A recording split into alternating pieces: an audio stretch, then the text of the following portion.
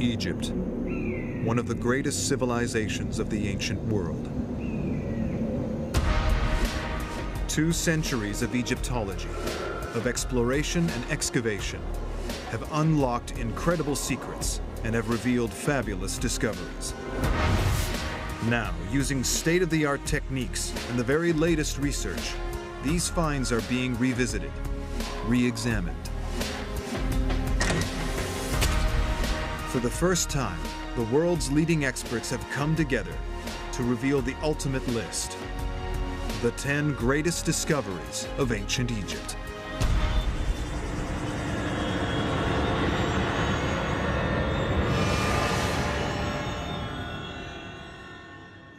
Each of these 10 great discoveries is a treasure in its own right, but they are much more than that.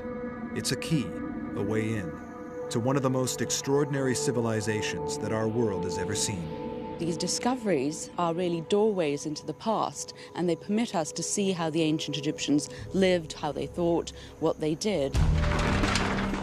Objects found decades, even centuries ago, still pose a challenge. They have to be decoded. How did secret messages turn this simple tomb into a resurrection machine? The scenes themselves and the words inscribed on the walls of these tombs are like computer code or an instruction manual. What lay behind the wave of violence that desecrated Egypt's most beautiful tombs? It definitely was organized crime.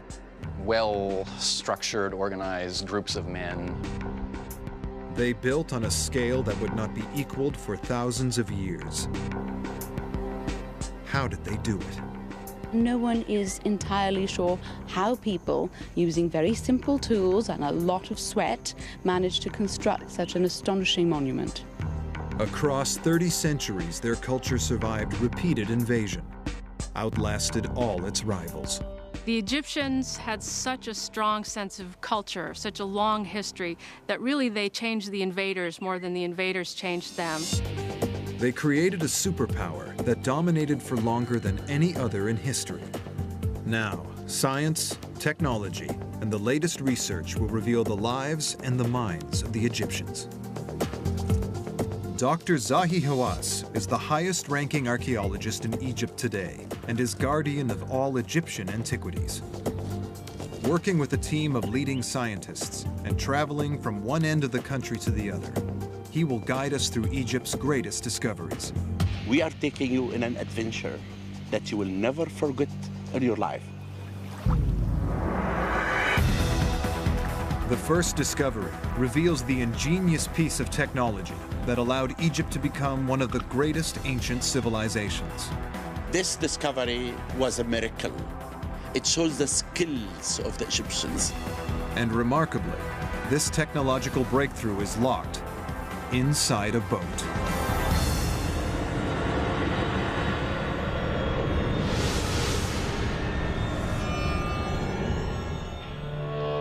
Over 4,500 years ago, the pharaoh Khufu ordered the construction of the Great Pyramid. What he buried beneath it is, in its own way, every bit as impressive. The amazing thing about this discovery, it is how the Egyptians, 4,600 years ago, constructed this incredible boat. The Khufu ship is the most extraordinary artifact in the world. 13 stories tall, if you stand it on its end, 1,200 parts, and held together with little pieces of wood and a kind of sewing.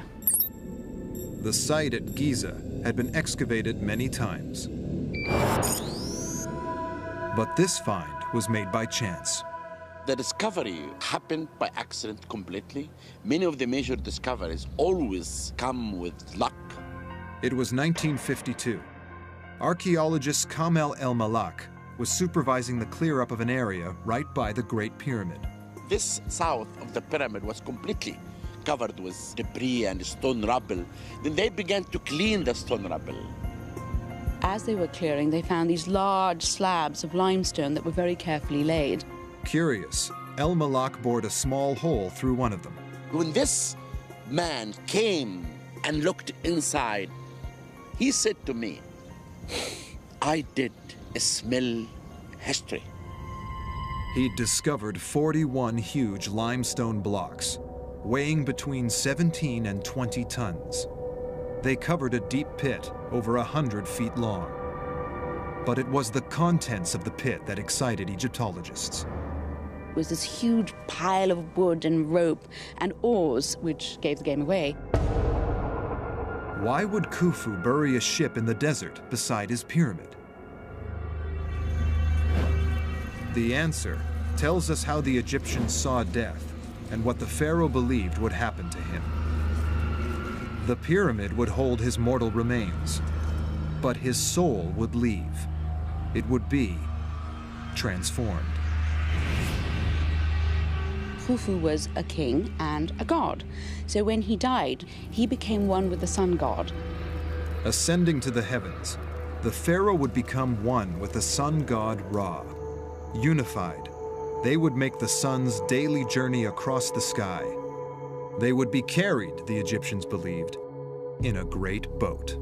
The idea of doing that made perfect sense to the Egyptians because they saw the path of the boat as being not flying through the sky, but rather traveling on the rivers that surrounded their whole entire world. In Egyptian thinking, this boat had a clear, practical purpose. It would be used in the afterlife.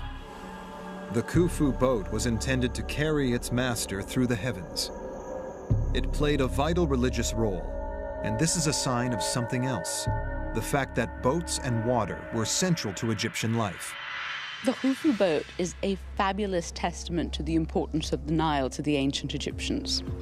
Boats meant the Nile, and the Nile was Egypt. Egyptians relied on the Nile for food, for water, for irrigation, but most of all, they relied on the Nile to move them from place to place. The Nile linked the north and south of Egypt. The Egyptians traded with the outside world via the Nile. It was the wealth the river brought that caused their civilization to grow. The Nile was the most important thing for the Egyptians to make this civilization. And that's why we can say that with the Egyptian, the Nile built ancient Egypt. Treasure, gold and jewels came from Nubia in the far south. The hard granite which built Egypt's finest monuments traveled hundreds of miles by river from Aswan. Pharaohs sent trading expeditions to the land of Punt, 1,000 miles to the south. Boat-based trade bore vast resources into the country and allowed the pharaohs of Egypt to build an empire. The importance of boats to ancient Egyptians is clear from wall art all across the country. But artwork cannot reveal the ingenious techniques they used to build such massive vessels. For archaeologists, the discovery of this real boat, perfectly preserved by the manner of its burial, is like a time capsule. It looked as if the edges of these timbers had just come out of the shipyard and that not a second had passed over the next 4,500 years. Archaeologists can investigate ancient boat-building technology as if they were there at its construction 45 centuries ago. Each of the hull's 1,200 pieces was carved by hand. You have this very complex interlocking jigsaw of the planks themselves. Each piece fit individually and particularly into the piece that was above it, below it, to the ends of it. But it is how these pieces are joined that is remarkable. The Egyptians did not use nails or anything to construct the boats. No screws, no rivets, no glue. This boat is held together by grass. The grass is called halfa, and it's common all over Egypt. They're these long strands of grass which are very rough, but you rub them together in a particular way, and it forms a very strong yet flexible rope. Restorers have created a model of the boat at 1 to 100 scale. This is how they used the ropes to construct the joins pieces in the boat. Incredible.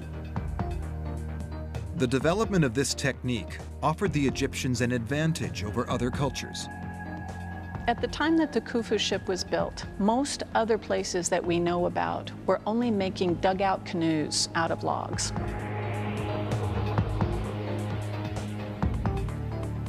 Sewn plank technology meant the Egyptians could build much larger vessels than other rival cultures. They could carry greater loads, travel greater distances. They could trade throughout the known world. The Egyptians didn't just paddle back and forth on the Nile. They were also fully capable of sailing out into the Mediterranean, places they wanted to go. This was the basis of tremendous economic success. It laid the foundation for 3,000 years of civilization. It helped create one of the most successful superpowers that the world has ever seen. The Khufu boat is the first of Egypt's 10 greatest discoveries, because boats sparked the birth of an empire. Wealth brought by supersized boats paid for supersized construction. Egypt built temples and monuments on a scale not matched in antiquity. But these temples and monuments could never have been built if the ancient Egyptians had not mastered the skills needed to quarry stone in vast quantities. Without stone, there would have been no statues or monuments. Much of what we know of the Egyptians, we know because of the records they left in stone. Next, a team of scientists attempt to unlock the secrets of ancient Egypt's master masons. In a brand new experiment, they will try to harness the power that built a nation and left an extraordinary legacy.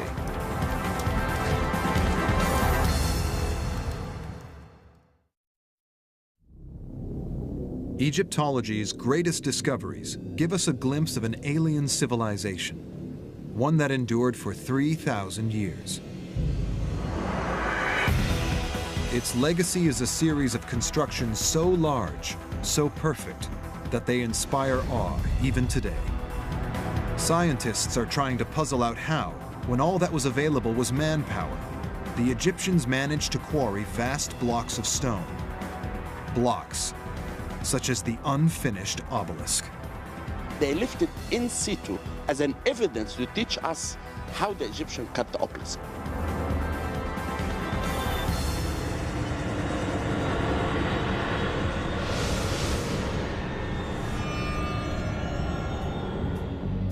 The unfinished obelisk weighs over 1,000 tons, more than 500 SUVs.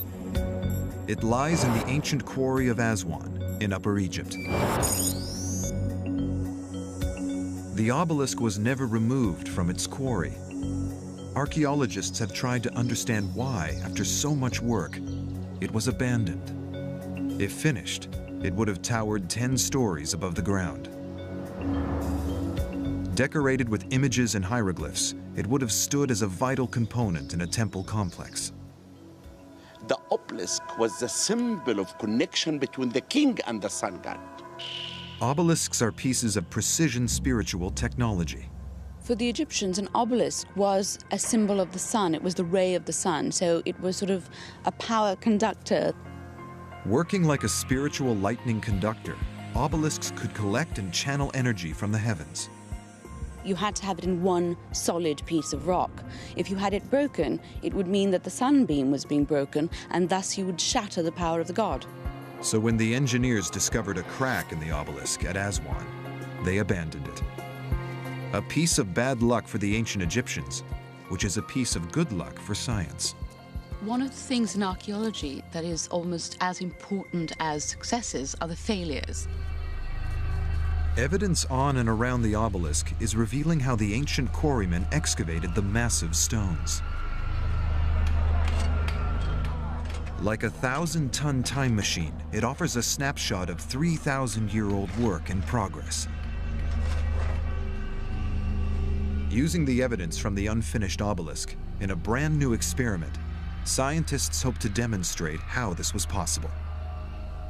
We began to discover amazing things that did enrich our knowledge about obelisks for the first time. Adil Kalani has spent a career investigating ancient quarrying techniques.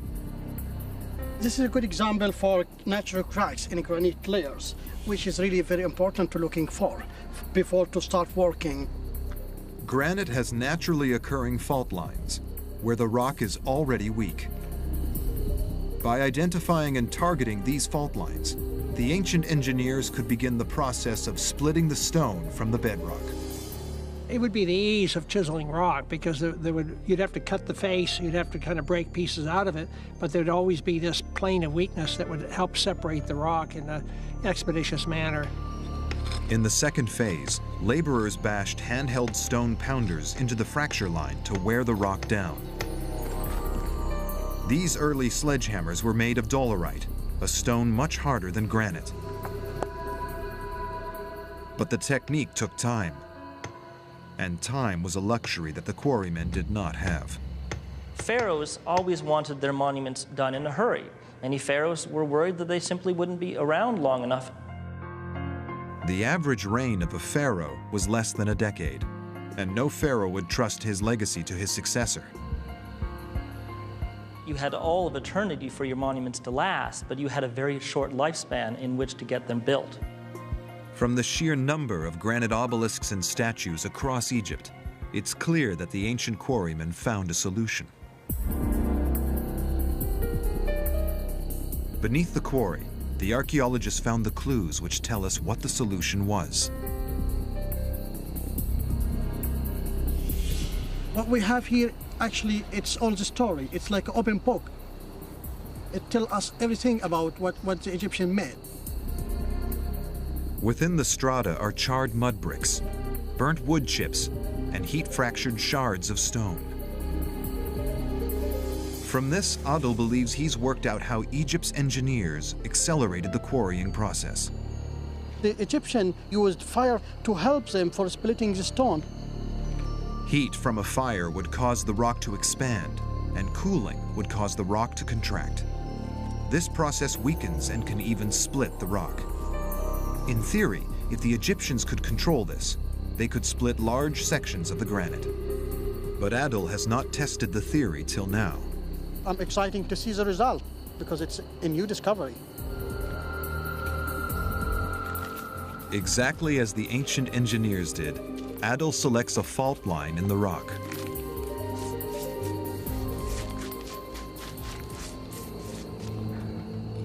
Mud bricks found at the unfinished obelisk site suggest that the ancient engineers built a wall to contain and control the fire.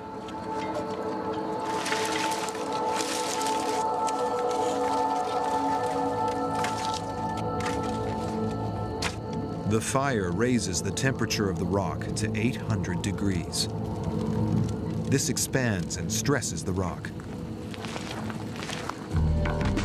After 60 minutes of intense heat, it is safe for Adil to approach. Water causes the temperature to drop by 85% in seconds. The rock rapidly contracts. Ooh. No, it's very hot, very, very hot. But what damage has the heat done? Adil can now experiment whether the fire-weakened stone is easier to split than a second untreated fracture. After half an hour, he calls stop. Without fire, the workmen on the control test have made little impact on the fracture line. But at the burnt fracture, the crack is crumbling. You can see how the fire setting affected with the granite layers. It's working very, very fast, more than what we have expected before. That explains how the ancient Egyptian made a lot of obelisks in very, very short times.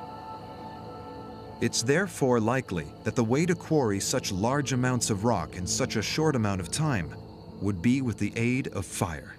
One of the main mysteries of the ancient Egyptian techniques solved by this operation today.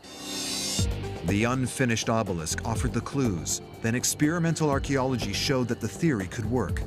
It explains how the Egyptians could quarry stone on a scale that was almost superhuman.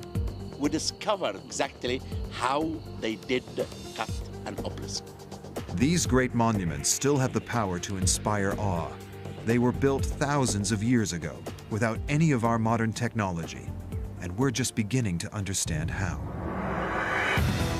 But the third discovery takes us beyond technology, to Egypt's master builders, the men who created one of the most recognizable landmarks in history.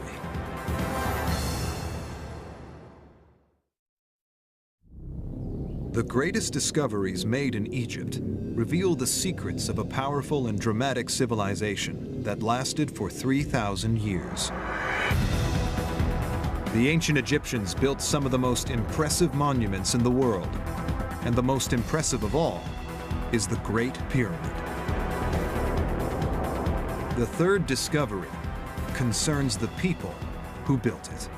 No one is entirely sure how people, using very simple tools and a lot of sweat, managed to construct such an astonishing monument. Now, science is about to reveal the answer to this mystery.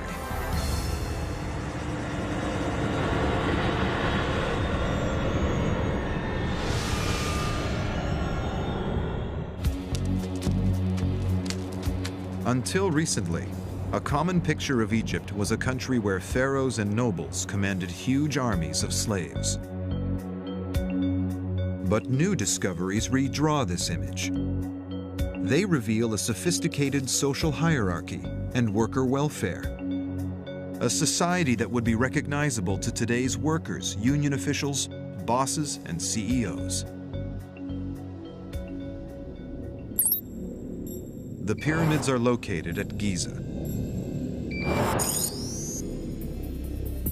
4,500 years ago, the great pharaoh Khufu ordered the construction of what is still the largest tomb ever built.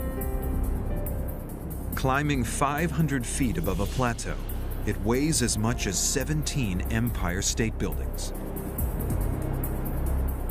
People have claimed that the Great Pyramid must have been built by aliens, or using spells chanted by priests with secret mystical powers. This is because its scale almost defies logical explanation. Until recently, many believed that it was built by gangs of thousands of slaves. But now, Dr. Hawass has made a discovery that reveals the mystery of who built the pyramids. I was able to write the history of the pyramid builders from the discovery of the tombs of the pyramid builders. The discovery is a tale of patient detective work and archaeological forensic science. In 1990, Dr. Hawass found some mysterious evidence. We began the excavation and I found very strange things. I found bones and wheat seeds, and I said, what's this? They realized that the builders' tombs were constructed of the same material as the pyramids themselves. Chunks of limestone, granite, and basalt from what's left over of building the pyramid. This rock was what they'd used to fashion a tomb for their king. With the pieces they hadn't needed, they built tombs for each other. Further up the hill, Dr. Hawass's team discovered more elaborate tombs. One bore a name. Some hieroglyphic inscription. And actually, he was an inspector, Saj, the overseer of the workmen who dragged the stones. So the workforce clearly had an organized hierarchy. The overseer was buried higher up the hill than the ordinary workman, a reflection of his higher status. The evidence in the tombs suggests that workers had defined roles, distinct responsibilities. It was much like a modern construction crew. This is another unique tomb that I found. This tomb belonged to a man named Neferthis. Now we can see his name, Neferthis. But really what's unique in my opinion, look at the scenes. I have never seen it at all. They're making beer and also baking bread. And this is why I really believe that Neferthis could be the one who was in charge of the bakery. The museum in Cairo contains statuettes found in Giza. These show the various roles of the citizens, including baking bread and making wine. Other painted reliefs show scribes keeping accounts and records for the tradesmen. Again, it points to a workforce organized along familiar lines, like a modern industrial community. And they appear to have been well valued and well cared for. The evidence reveals that there was a medical aid program. We found that many workmen had accidents, like stones will fall on their hand and on their legs. They were involved in moving heavy stones. All the skeleton of men and women had a stress on their back. Still, the forensic evidence shows that the level of care they received was surprisingly sophisticated.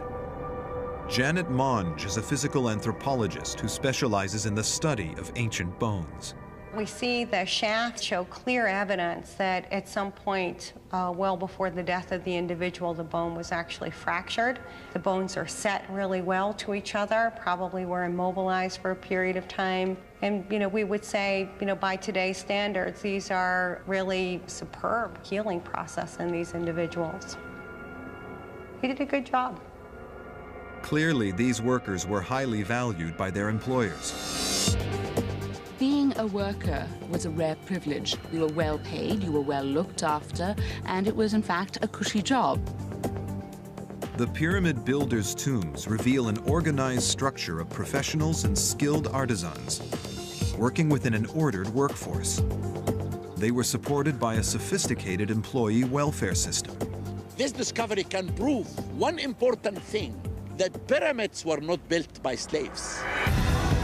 Because the tombs at Giza were of ordinary people, they seem to have been ignored by treasure seekers. It was another tomb, kept sealed for 35 centuries, which produced Egyptology's best-known discovery. The tomb of the most famous of all pharaohs, Tutankhamun.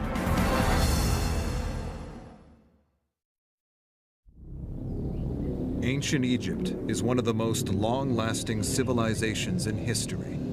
It was ruled over by the most powerful kings. These are statues of real men. Who were they? What were they like? Archaeologists are trying to find out in the tomb of the pharaoh Tutankhamun. This is not the icon for a statue. It is the icon of the whole world. Who was the man behind the golden mask?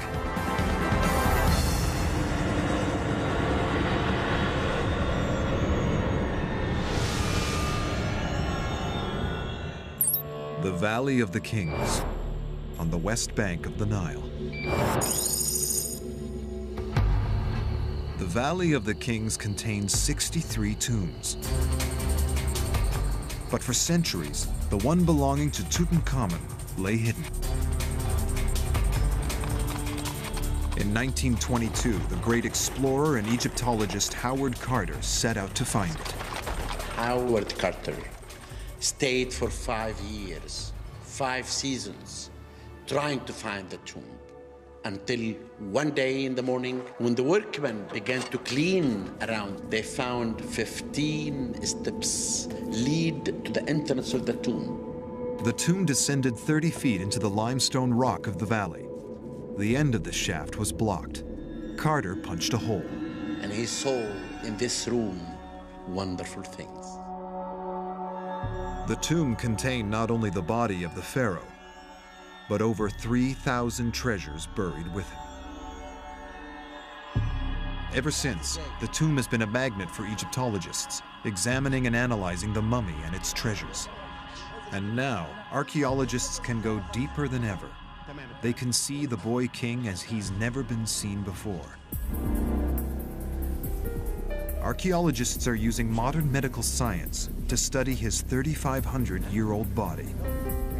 CT scans take thousands of X-rays of a body and put them together to produce a 3D image. The CT scan is wonderful, really, in archaeology. You can actually see everything. You can see how this king died, when he died. You can look at everything. Experts are investigating a mysterious hole in the back of King Tut's head. Could this be the wound that killed him? If you look at the skull, you'll find there is a hole in the back of the head. There is a lot of damage to the upper vertebrae, perhaps even the base of the skull, at the foramen magnum, the place it connects. The wound is consistent with damage done in an attack. That hole made everyone to believe that the Golden Boy was murdered. Did the young king meet a violent death? A clue might lie in the ancient process of mummification. Mummification is as old as Egypt. No one's very sure how the ancient Egyptians decided to mummify the dead, but presumably because the desert naturally dries out people. When animals die and lie in the desert, the Egyptians would have seen those and they would see that they were perfectly preserved. First thing that the Egyptians did was to really desiccate the body, and they did this by using something called natron. Without natron, you couldn't make a mummy. Natron works like the sachets of silica gel that are used to keep electronic equipment dry today. Natron's basically a mixture of salt and baking soda, and what it does is it just draws away all the liquid in your body, and that's what makes a mummy. But certain organs have too much water in them to mummify in this way. You leave the organs in, they sort of rot and explode. So the next step was to remove the internal organs and the brain. They'd actually cut off the head, poke it, prod it out, and then leave it empty. So could the head wound in fact be a result of the mummification process, rather than an injury that killed him? At the University of Pennsylvania, Janet Monge has been studying the CT scans of King Tut's mummy. When damage occurs before the time of death of an individual, it's called antemortem damage, and generally if it's on bone or tissue, you'll see some healing if the person lived. This looks like a post-mortem damage. It could be something that occurred at the time of the embalming process. The hole in King Tut's skull is consistent with the type of hole made during the mummification process. It has nothing to do at all with murder or anything, and there is no foul play. How the king died remains a mystery, but science can help to reveal how he lived. To get inside the head and life of a ruler of Egypt. It appears the pharaoh did not look as regal as his death mask suggests. He has this nice square chin.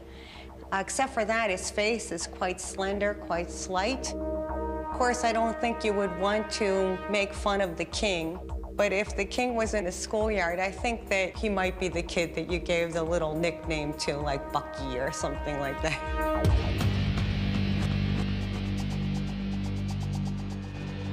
The scans clearly show the boy king had buck teeth, unlike his famous mask.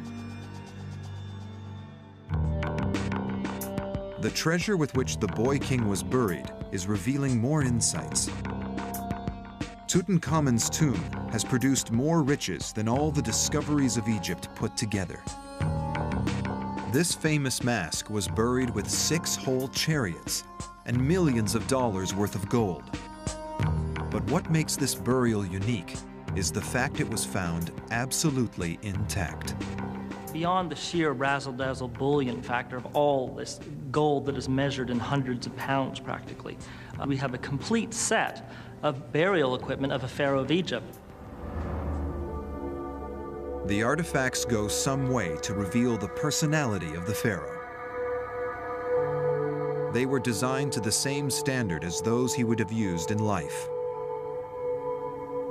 It's amazing to us that they would expend so much energy to create something like one of these little jar stoppers made of alabaster. And they're perfect, exquisite works of art. But they were never meant to be seen by people. They were buried in the king's tomb, never to be seen again. The type of artifacts and the care with which they are crafted give us an insight into how Tutankhamun lived. The Egyptians believed that your afterlife was much like this life, except better, so you had to take everything with you. The objects Tutankhamun wanted in his tomb and the afterlife were the ones he had enjoyed during his lifetime. We know that he liked a particular Egyptian game called Senet because he was buried with everything from a large formal Senet board and box table to a tiny little traveler version made of ivory that was only about this big. Tutankhamun was the supreme ruler of a superpower. These artifacts remind us of his youth and perhaps offer us a glimpse of his character. Where Carter's discovery showed the world the pharaoh, modern science is showing us the man. Further investigations of the tomb's artifacts and Tut's mummy are likely to reveal more details about the real human being behind the mask. But in ancient Egypt, like today, the vast majority of the population were not kings and queens. They were ordinary working men and women who formed the heart of a nation. Through the next discovery, Egyptologists can get a glimpse of these ordinary people, the citizens of ancient Egypt.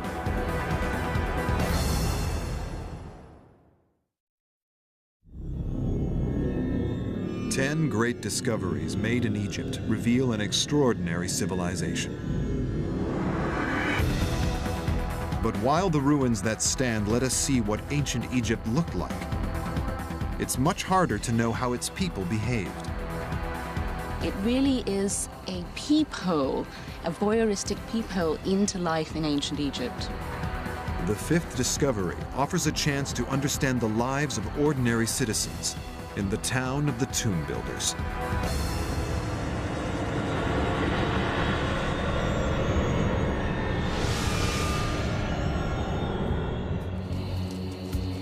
The town of Deir el-Medina gives a rare insight into daily life in ancient Egypt.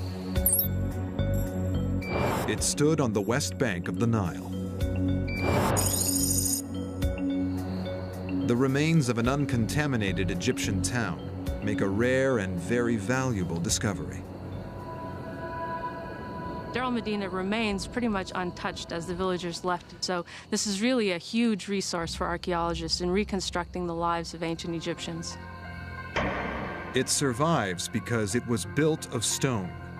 Most other ancient Egyptian towns were built on the Nile floodplain from mud brick, which washes away. The spectacular and very lucky thing about Deir el-Medina is that it survived at all.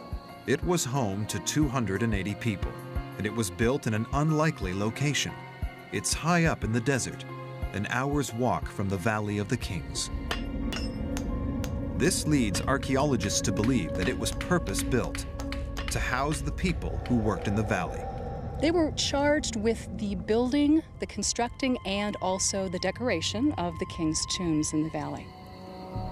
Families appear to have lived in their own single-story houses. This is actually the front door of a house that really I believe that this man was one of the overseers and he should be a very influential person. Craftsmen, goldsmiths, and tomb builders held high status in a land where most of the population worked long, hard hours as farmers. Workmen had a pretty cushy job when it comes down to it. It seems that on average they worked maybe 2 out of 3 days. They would receive fish and wine on special occasions. They probably liked the job that they had. As well as constructing the tombs of their pharaohs, the citizens of Deir el-Medina built their own.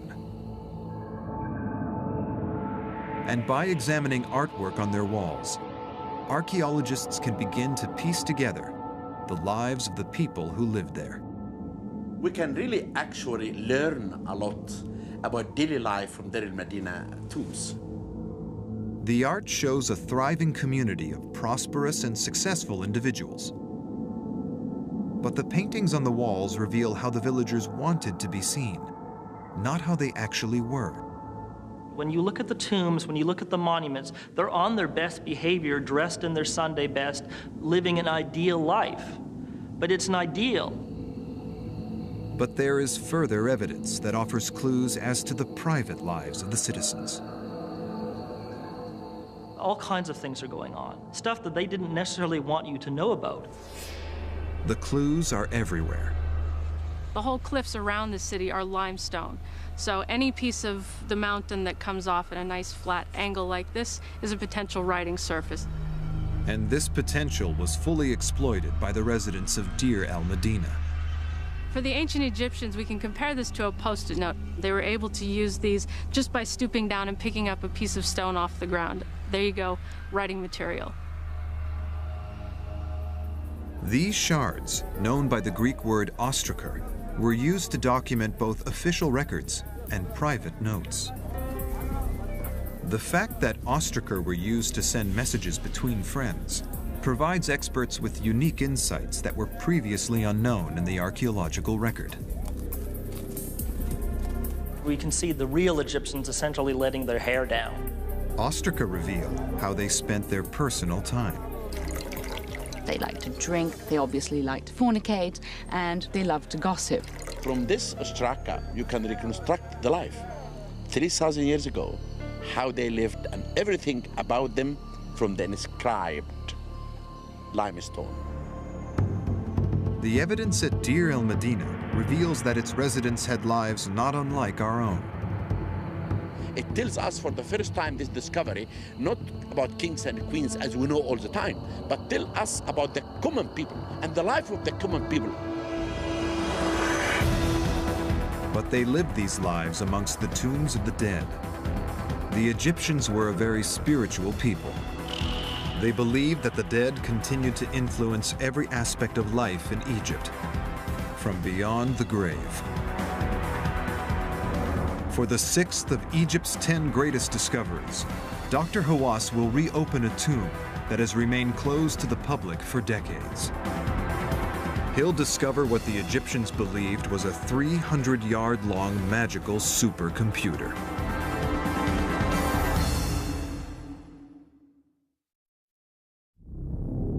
When brought together, the 10 greatest discoveries reveal an overview of life in ancient Egypt. But it's impossible to understand Egyptian life without understanding their beliefs about the afterlife.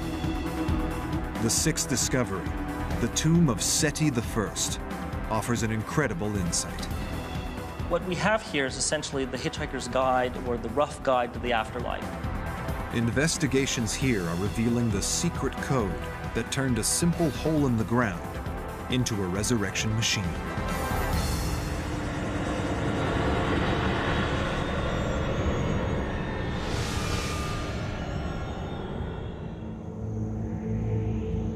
The Valley of the Kings contains 63 tombs. One of the largest is the tomb of Pharaoh Seti I. It provides a wealth of information about ancient Egyptian attitudes to the afterlife. Seti I's tomb is really one of the most extraordinary tombs that we have in the Kings Valley. Seti's is one of the tombs in the Valley of the Kings on the west bank of the Nile.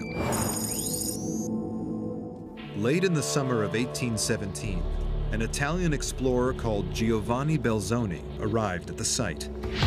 Belzoni had been a circus strongman, but he devoted his second career to Egyptology. Through careful surveying of the geology of the valley, Belzoni discovered 8 tombs in just 2 weeks. And by week 3, he had more than doubled the number of tombs discovered.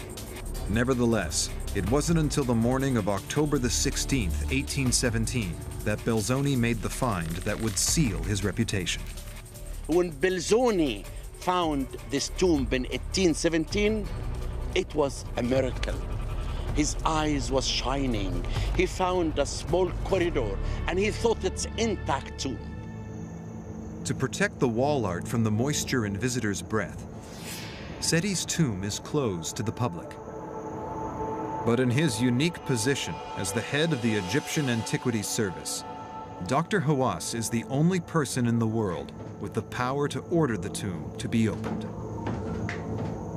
I will take you now for one big reason, to show to the public that this is the most amazing tomb.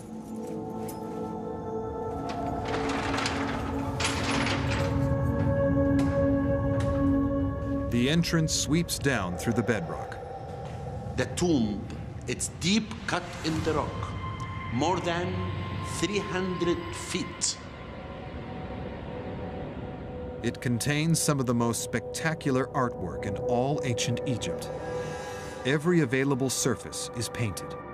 The thing that just takes your breath away is not only the beauty of the forms, but also the absolute vivacious colors that they use. One of the beautiful scenes, it shows the relationship between Seti I and the goddess Maat. But what's amazing, in all the scenes, you can see she's holding him to show her support and her blessing for him to go to the afterlife. Archaeologists are analyzing the artwork to better understand what the Egyptians believed would happen to the pharaoh after death. This is one of the 2 tombs in the Valley of the Kings that tells us how this tomb will make the king as a god. Underlying that is the Egyptians' belief that by day, the sun god Ra drove the sun across the sky, bringing life to the land. But by night, he traveled to the underworld to fight off the demons that threatened the land of Egypt. This cycle was of vital importance to the ancient Egyptians. They believed if it was not completed, the sun would not rise, the Nile would not flow, and the world would end. Seti's task after death was to join with the god in this struggle. The king will join with the solar cycle during the hours that it passes through the underworld. And it's extremely important that he be part of that cycle because this would be his function in the next world. Seti had to be sure that he would rise again after death to fulfill this duty and his destiny. The artwork he commissioned for his tomb was a magic spell to facilitate his resurrection. Magical spells are like instruction manuals or computer software. They function, they achieve their end. This wasn't art. It was logical, functional, like lines of code programmed into a machine. The tomb is a resurrection machine. It functions, it actually achieves a purpose. The scenes themselves and the words inscribed on the walls of these tombs are like computer code or an instruction manual. The coded artwork reveals how the Egyptians considered mysticism and magic. It was real. Once you believe in magic, then a magic wand is no different than a hammer. It is a tool. It functions, it actually achieves a purpose. We are now at the end place of the tomb. The images on the walls here represent paradise. The god Osiris ruled in paradise. The artwork clearly shows Seti meeting and joining with the god. How could Seti be with Osiris in paradise at exactly the same time as also being in the underworld fighting demons? For the Egyptians, to do 2 things at once was not a problem. The ancient Egyptians were very clever about their afterlife. They believe in multitasking. Egyptian religious philosophy allowed its gods and pharaohs to be in many places at the same time. But we have to understand that the rational point of view, the logical point of view, is a construct of the Western mind that comes out of ancient Greece. The ancient Egyptians, rather than seeing things as contradictions, saw them as essentially 2 sides of the same coin. Seti's tomb is a clue to how very differently the ancient Egyptians saw the world from our view today. They had many beliefs that we might find alien, like pharaohs becoming gods, and souls being in 2 places at once, and that objects and images had real and practical magical powers. They venerated their gods in some of the largest temples in history. The 7th discovery reveals that ancient Egypt was built on an even larger scale than previously thought, and that its most impressive achievements may still lie buried beneath the ground.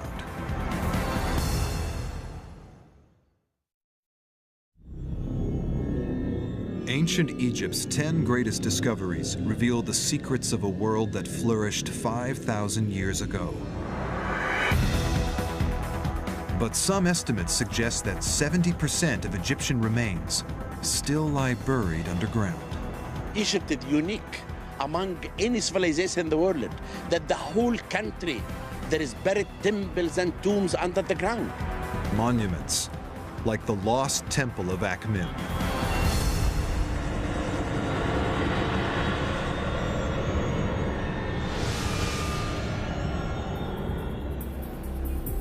There are theories which suggest that the ancient Egyptians built many more great monuments than previously thought. The lost temple of Akhmim provides dramatic evidence to support this claim. Egypt is famous for the pyramids near Giza in the north.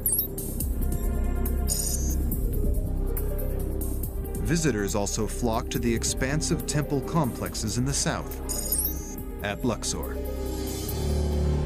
But new evidence is suggesting that the Egyptians built on a colossal scale across the whole of the country. Central Egypt is little-known territory to tourists, and even to many professional Egyptologists. This could be another major touristic destination in Egypt in the future. Might this little-known area produce the largest temple ever discovered? Akhmim is located in central Egypt, 200 miles south of Cairo. Here there is evidence for a massive temple, but it is buried underneath the modern city. It's very difficult for archaeologists to work on Egyptian settlements because, for one thing, if it was a good place to live in the past, it's still a good place to live and people are still living there. One of the problems with Akhmim is that it is a living town and city that's grown up over millennia, and so the ancient core of Akhmim has been absorbed by the urban development. But the development of the modern city can also be an advantage. The process of digging foundations can reveal the past. Development is a double-edged sword, especially in Egypt. So when at a site like Akhmim, they decide to build a post office in the 1980s and they sink some trenches, they come upon a magnificent statue. In 1981, while digging the foundations for a new development, workers uncovered the base of an enormous statue.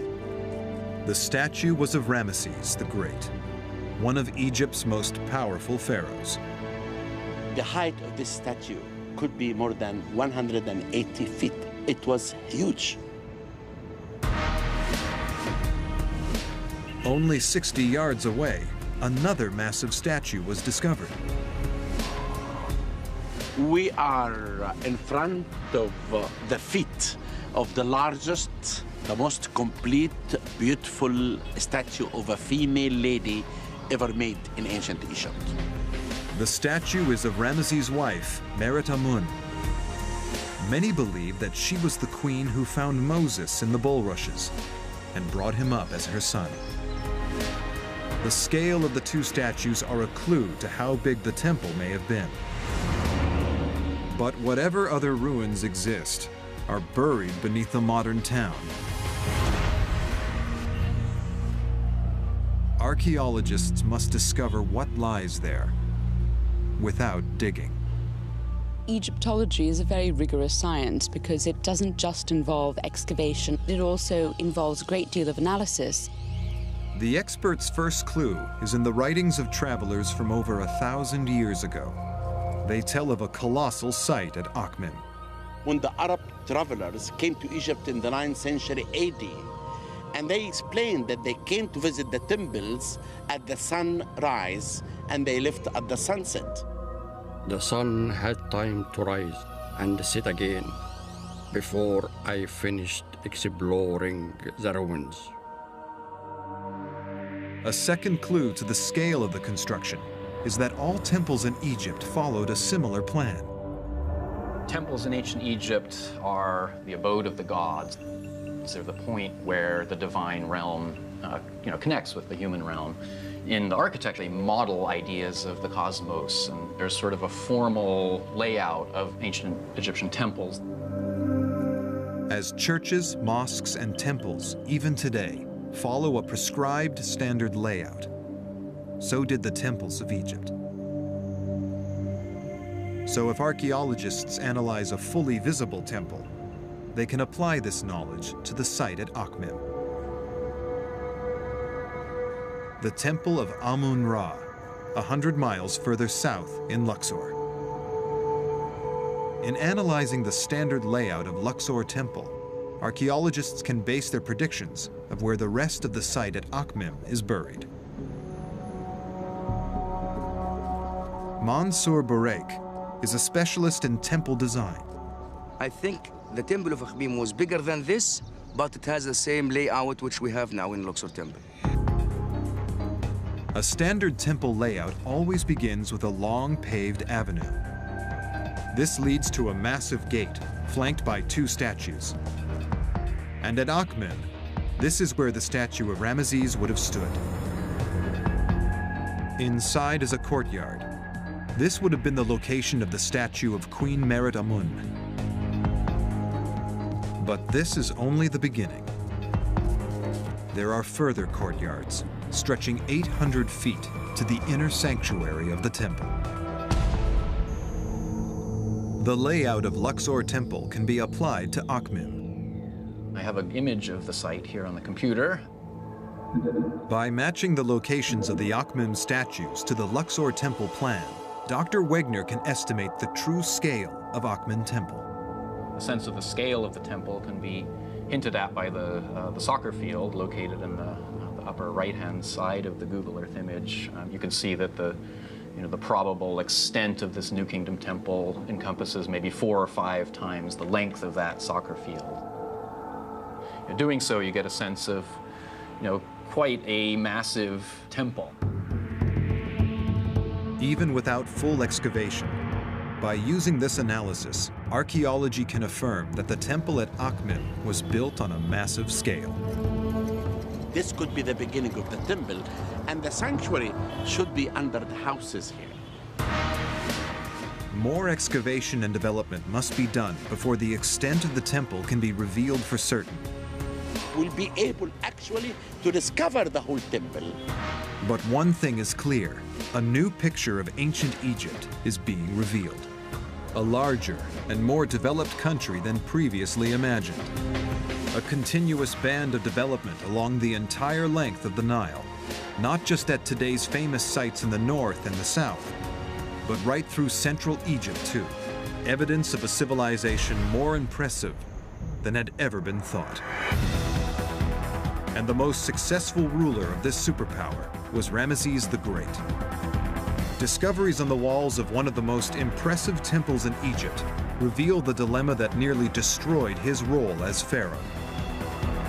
The story is revealed in the 8th discovery, the temple at Abu Simbel.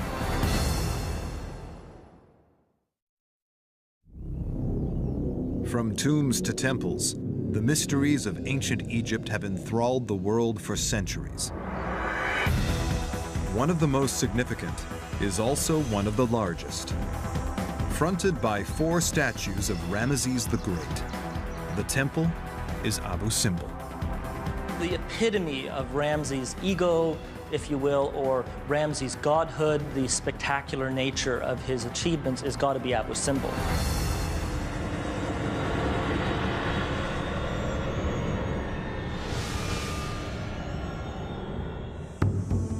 The Temple of Abu Simbel is a key to solving the dilemma faced by every pharaoh: how to reign as both a god and man.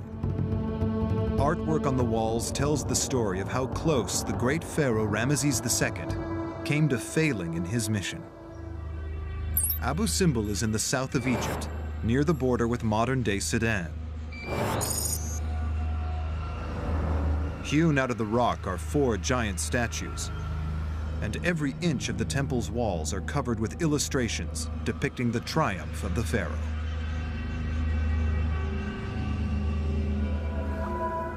In 1871, when the adventurer and early Egyptologist Giovanni Belzoni arrived at the site, the temple was covered with sand. Belzoni set to work to remove the thousands of tons of sand, but every bucket he removed was replaced by yet more, sliding down the dune. On the point of giving up, he discovered a simple solution to the seemingly impossible problem. Wetting the sand would hold it in place. The plan was a success, After 4 years of struggle, he finally found the temple entrance and became the first man for centuries to walk inside. The temple at Abu Simbel was a monument to Egypt's greatest builder, warrior, and pharaoh, Ramesses II. Ramses II was one of the famous kings in the ancient Egyptian history. He ruled more than 67 years and turned the land of Egypt to be an open museum for his achievements. But analysis of the wall art and statues is revealing the dual role of a pharaoh of Egypt. The first function is as defender of the nation. He's the warrior, champion, the single hero who defends Egypt from all enemies. The second role involves religion. The role of the pharaoh in the religious realm is not just as chief worshipper or intermediary between mankind and the gods, but the king has one foot in the divine world and one foot in the human world. The pharaoh's authority and power was dependent on fulfilling these two roles. But Ramesses was so successful as the warrior king that he ran out of people to fight, and thus undermined his position as ruler. Reliefs within the temple illustrate this dilemma. The story begins with a battle, the Battle of Kadesh. Ramses II had this big, important battle, was the Battle of Kadesh with the Hittites. We can see written in the temple. During the first part of Ramesses' reign, Egypt was at war with its powerful neighbor, the Hittites. The Hittites ruled an empire that stretched from northern Turkey into Syria. Between them and the Egyptians lay the town of Kadesh. Reliefs on the walls of Abu Simbel contain the oldest complete record of a military engagement in history. Dr. Mohammed El Bailey is investigating the brutality of the battle. Here, the figure showing the Egyptian beating and punishing Hittites. They are beating them very hard. It was a clash of superpowers. What makes Kadesh so unique is that it really is a clash of empires. Ramses finds the whole Hittite army with all of the Hittites' allies are there facing on the battlefield. And in fact, I think this was something relatively rare in ancient history, that two huge armies clashed with each other on the battlefield. Abu Simbel reliefs depict a violent battle using the most technologically advanced weapons available at the time. They had the chariot for the first time, and they had the horse, and therefore they were able to build the empire. An Egyptian chariot is very highly maneuverable. It can turn on a dime, and they can basically make what are essentially missile runs. It's essentially the F-16 of the ancient world. Chariot warfare involved making 30-mile-an-hour runs at the enemy, firing as many arrows as possible, and then wheeling into a retreat. Basically making strafing runs, going close, shooting his arrows, and then his chariot driver would veer his chariot around, he would speed off until he could get back out of range, and then make another strafing run on them. Ramesses held the Hittites at bay and successfully defended his country. In the 21st year of his reign, he makes a peace deal with the Hittite Empire. With no battles left to fight, Ramesses could not fulfill the warrior function of pharaoh. What do you do when you run out of enemies? So now Ramses has a political problem. Abu Simbel reveals Ramesses' solution. And the way he solves this is by going in the opposite extreme and emphasizing his religious role. Now that he can't show that he's a warrior because there's nobody left to fight, he can say, I'm a living god. Ramesses declared his divinity. Now at this point, Ramses puts both feet in the divine world and he becomes a living god, 24/7, all year round. The Egyptians have a living god ruling over them. Abu Simbel became not just a temple to the gods, but a temple to Ramesses himself as a god. Ramses II built this temple for himself, as a god, to worship himself. Here we are arrived to the sanctuary, the holy of the holy place, where Ramses II deified and placed between the other gods. And you have his statue in the sanctuary, with the other statues of the three major gods of Egypt, and he's one of them, equal to them. This was a political masterstroke. This was the perfect cover, that of living God, for a frail old man. And we know nothing about his mental faculties. Could he even see anymore? Had he gone blind? We simply don't know. The temple at Abu Simbel reveals the two most important parts of being pharaoh: defending Egypt and communing with the gods.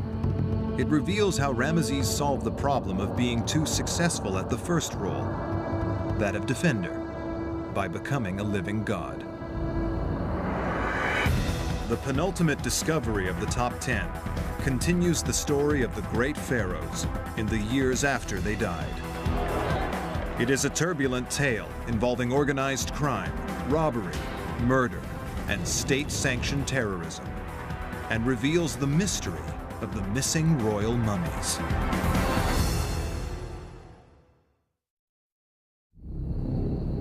The 10 greatest discoveries of Egypt let us see the world of an empire that lasted 3,000 years. Much of what we know of ancient Egypt comes from opening the tombs of the pharaohs, but they also created a mystery. Time and time again, the tombs were discovered empty. The pharaohs' mummies were missing. One of the most important discoveries in Egyptian archaeology was the discovery of the royal cache. Egyptologists came face to face with literally a who's who of all the great kings.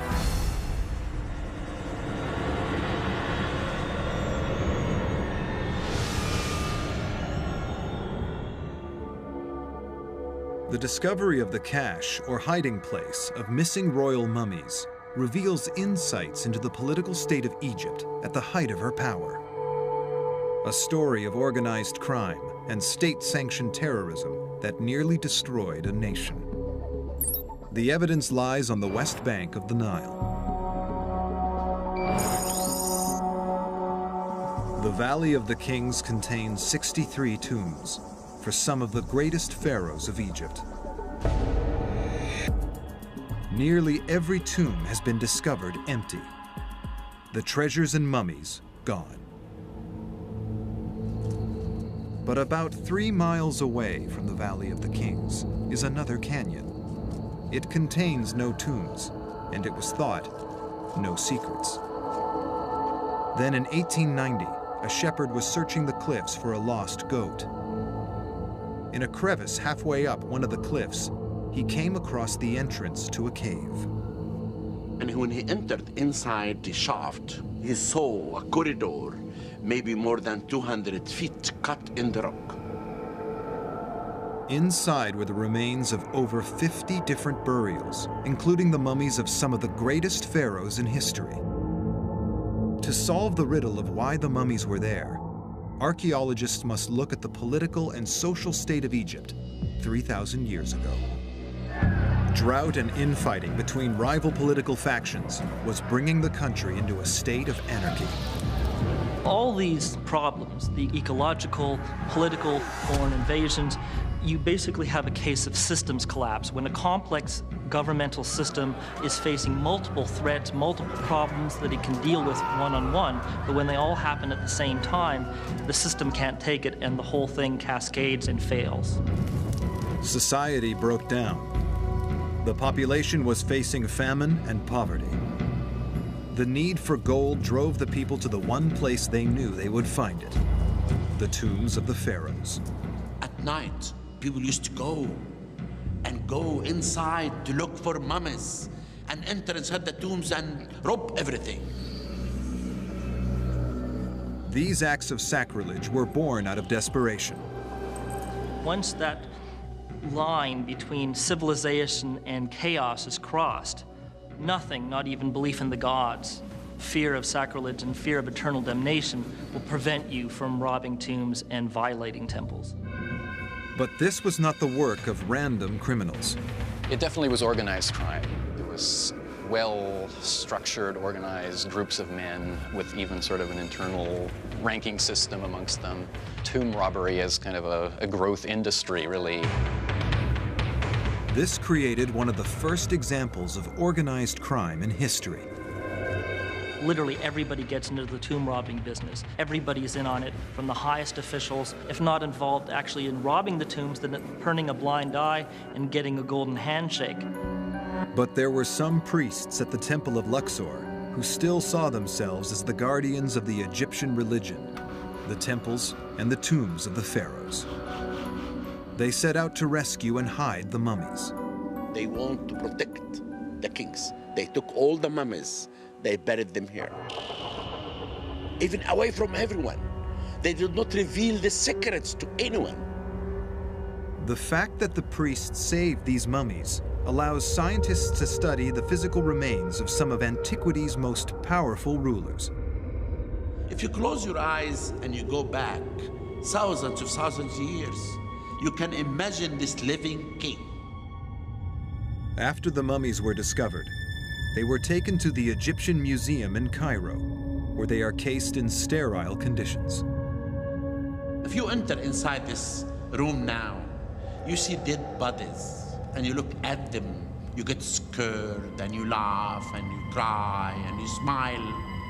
But when I use science, this is the first time that all these mummies will talk to us. But what's most revealing is what isn't there.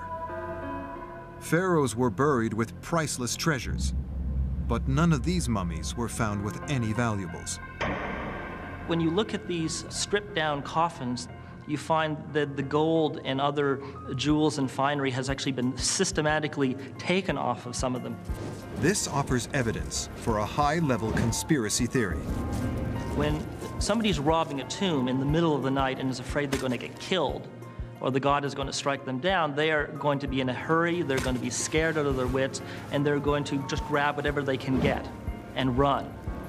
But these bodies have been methodically stripped. This suggests that the high priests themselves are doing this. The very people that saved them actually removed the last bits of gold and finery that were still attached. Although the priests were both rescuers and robbers, they left science with an invaluable resource. It was sort of a double-edged sword, because you can say that they were doing a good thing by hiding these mummies in a secret place and protecting them in this way, but they also stole along the way. Forensic investigations reveal the real lives of great pharaohs. But from this discovery, we can also gain an insight into ancient Egyptian society. A society on the verge of anarchy. And when the nation imploded, other empires were quick to take advantage, and Egypt suffered hundreds of years of invasion. But instead of being destroyed, the Egyptian culture was so strong that the invaders actually adopted the customs and beliefs of their new home. This accomplishment is spectacularly revealed in the final discovery. The evidence lies both on and under the desert sand. If you go down under the ground, you find mummies covered with gold. Hundreds of perfectly preserved, untouched mummies covered with gold.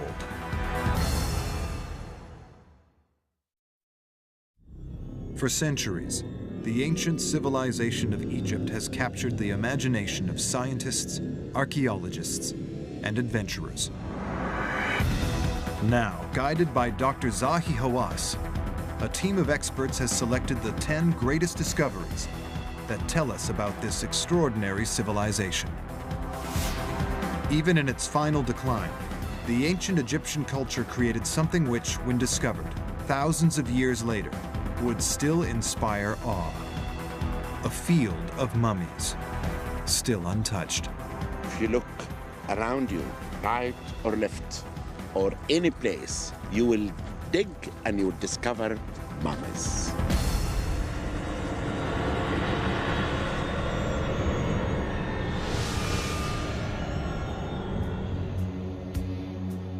Over its history, Egypt was attacked by many empires.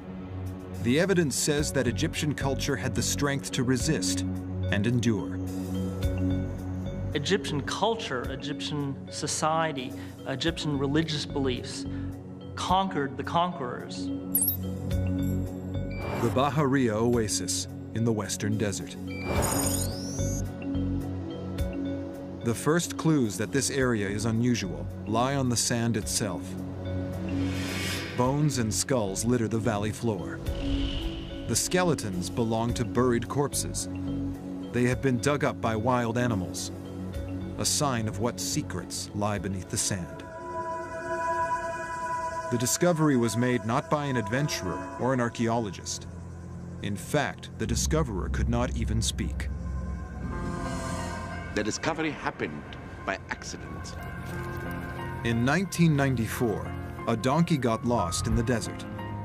When the owner came to look for his beast, he found it rooted to the spot, staring into a hole in the desert. He looked. Inside the hole, he saw mummies. And I came here, and we began our excavation. It was like a dream. The discovery of so many untouched mummies is a priceless gift to modern science. Throughout early Egyptian archaeology, many cemeteries were excavated by early Egyptologists who dug up the bodies, the bones, and the mummies were thrown away. They were dispersed. Early explorers often discarded the mummies in their search for treasure. Mummies were lost in ways that shock modern archaeologists. They were even used for fuel to cook dinners. The mummies found at Bahariya are a rare resource, uncontaminated, undamaged. We have an entire population of people, generation after generation, in one place. 2,000 years ago, Egypt was invaded by the Romans, who settled across the country. The mummies buried in the valley were of these Romans. They date to around 300 BC. They're going after Egypt because it's one of the wealthiest countries of the Mediterranean. It has all of the gold of Africa, it has the grain, it has all of the resources of Pharaoh. So this is a little jewel in the crown of any empire. The settlements here were destroyed over time. But studies of the mummies reveal that nothing could destroy the Egyptian culture. The Egyptians had such a strong sense of culture, such a long history, that really they changed the invaders more than the invaders changed them. These were Roman mummies. But Egyptian culture still determined the manner of their burial. Mummification started 3000 BC, and it continued all over the Egyptian history until the Roman period. Until they came to Egypt, the Romans wrapped their corpses in strips of linen. In the beginning, most of the mummies, their faces covered with linen like this completely. But the Egyptians produced coffins and death masks with faces. Here we have this mask with the face, and all the other mummies have masks. The masks reveal the change from Roman style to Egyptian as the invaders became naturalized. We can see this cultural unification, this cultural melding going on right before our eyes from generation to generation. But the mummies hold another secret. To investigate this, a selection have been moved to a facility where they have been cleaned and restored. Here in sealed cases, the masks reveal even more insights into the Egyptian culture. The mummies are covered in gold. The ancient Egyptians loved gold. It was obviously one of the most expensive things in the ancient world. But most importantly for the Egyptians, they believed that the body of a god was made out of gold. This reveals an insight into what the ancient Egyptians believed about reincarnation in the afterlife. When you die, you are transformed from a mortal into a divine being, which is why they had gold on, sometimes literally on the face, otherwise on the coffins or sarcophagi, because that showed that you had been transformed from the mortal state to the divine. The mummies are evidence that the Romans adopted the Egyptian use of gold in their religious beliefs. And yet the design of the faces reflects the Roman influence of these new settlers.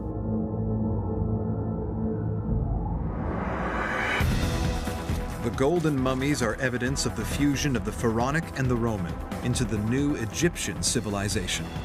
Something to please the Roman and something to please the Egyptians. The mummies in the valley demonstrate that whatever happened in her history, Egypt was both ultimately strong and flexible. This allowed a continuation of belief and tradition that was always essentially Egyptian. The sense of identity gave them a sort of stability to throw off any empire and embrace whatever new one was next. Now we've revealed Egypt's greatest discoveries. We can bring them together. We'll complete the picture of the world of the ancient Egyptians, a world that has remained powerful and captivating right up to the present day.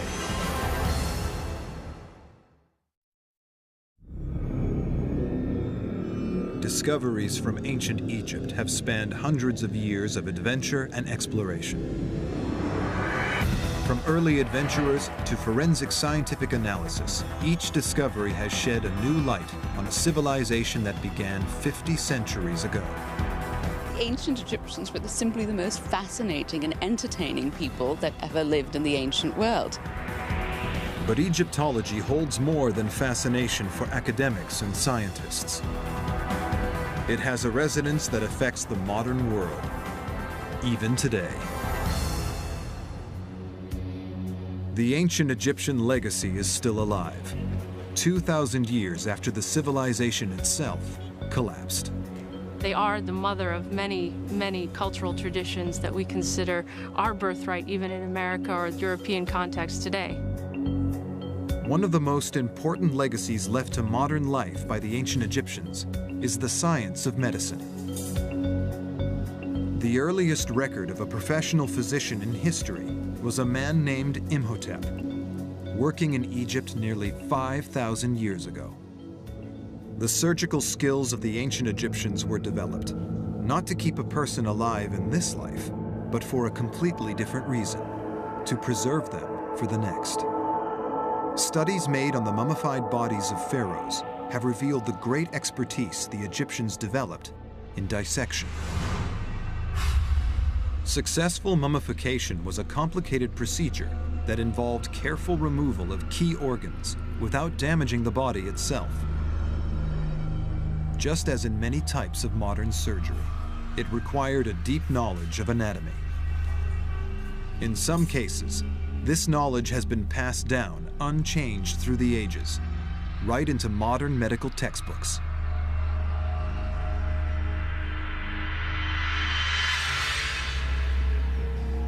And medicine is not alone in the debt it owes the ancient Egyptians.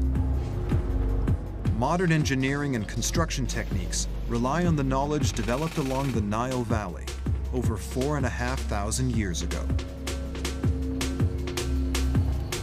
The Great Pyramid at Giza is built with such accuracy that its width varies by less than 2 inches across its 750-foot length. The Greek genius Pythagoras is known as the father of numbers. He trained in Egypt. Here he developed algebraic formulas that provide much of the basis for modern engineering and construction.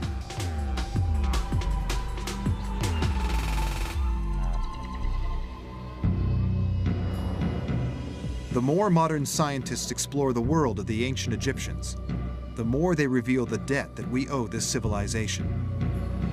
The quest for new discoveries is being pursued every day. It's up to new people to kind of come around, try and discover if there's any more, discoveries of this type to make. But that's an exciting way to do the search. One new avenue for investigation lies in the Valley of the Kings. From the tomb of Seti I to the treasures of Tutankhamun, the valley has produced many of the most important discoveries of ancient Egypt. But it may still hold more undiscovered secrets. This was confirmed by the discovery of a new tomb in 2006 called KV63. Many scientists believe there are more undiscovered tombs in the valley. I think not all Pharaoh's burial sites are known, so I think the opportunities are still there. Text records list many more pharaohs than the number of tombs discovered. That's the exciting part of it, that there's at least one validation of the concept. New scientific analysis is revealing ways to begin the search for new tombs. Archaeologists are suggesting that the ancient Egyptians surveyed natural weaknesses and fractures in the rock to make it easier to carve out the tombs. So once you find the zone of fracture concentration and extrapolate its trend, the tomb builder could follow that by good fortune, and he would stay right along it because it's almost a straight line. Richard Parizek is surveying these fractures in the Valley of the Kings. Now, this is a zone of fracture concentration that, and you'll notice the fracture pattern just jumps right out at you. If the ancient engineers dug tombs along fracture lines thousands of years ago, then fracture lines are a good place to look for a new tomb today. That gives you some search pattern that might say, look, if you're going to go looking, include this as part of your search technique. Only time will tell whether this approach will produce a discovery as extraordinary as the tomb of King Tutankhamun. But all archaeologists agree on one thing: there are more discoveries to be found.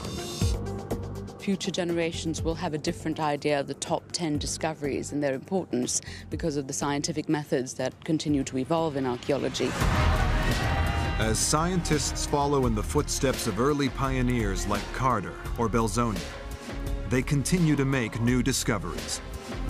You never know what the sand of Egypt may hide of secrets. These secrets are revealing not only the mysteries of an extraordinary empire, but also the powerful legacy that 3,000 years of civilization left for the modern world. And while the modern world continues to wonder at today's greatest discoveries, the discoveries of tomorrow promise to bring even greater insight, amazement, and knowledge of one of the greatest civilizations in history: the lasting civilization of the ancient Egyptians.